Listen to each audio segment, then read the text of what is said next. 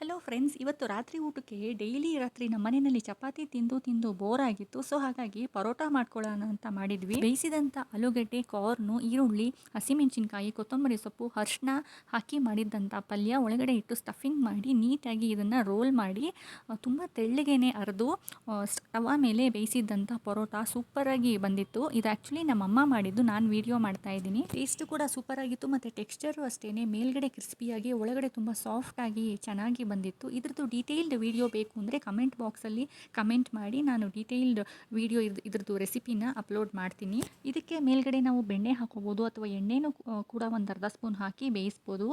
Aloo and corn paratha ತುಂಬಾ ಚೆನ್ನಾಗಿ ಟೇಸ್ಟಿಯಾಗಿ ಬಂದಿತ್ತು. ಇವತ್ತು ರಾತ್ರಿ ಡಿನ್ನರ್ಗೆ ಮಾಡಿದ್ದು. ಈಗ ತಾನೇ ಬಿಸಿ ಬಿಸಿ. ವೆದರ್ ಕೂಡ ತುಂಬ ಕೋಲ್ಡ್ ಆಗಿದೆ, ಬಿಸಿಲೇ ಇಲ್ಲ, ಮಳೆ ಬರ್ತಾನೆ ಇರುತ್ತೆ. ಸೊ ಹಾಗಾಗಿ ಇಂಥ ಟೈಮ್ನಲ್ಲಿ ಈ ಥರ ಪರೋಟ ತುಂಬ ಟೇಸ್ಟಿಯಾಗಿ ಇನ್ನೂ ಚೆನ್ನಾಗಿರುತ್ತೆ. ರಾತ್ರಿ ಹೊತ್ತು ಅಥವಾ ಬೆಳಗ್ಗೆ ಟಿಫನ್ಗೆ, ಮಧ್ಯಾಹ್ನ ಲಂಚ್ ಕೂಡ ಮಾಡ್ಕೊಬೋದು. ಈ ವಿಡಿಯೋ ಇಷ್ಟ ಆಗಿದೆ ಅಂತ ಅಂದ್ಕೊಂಡಿದ್ದೀನಿ. ಇಷ್ಟ ಆಗಿದ್ರೆ ಒಂದು ಲೈಕ್ ಮಾಡಿ ಮತ್ತು ಸಬ್ಸ್ಕ್ರೈಬ್ ಮಾಡ್ಕೊಳ್ಳಿ. ಶುಭರಾತ್ರಿ.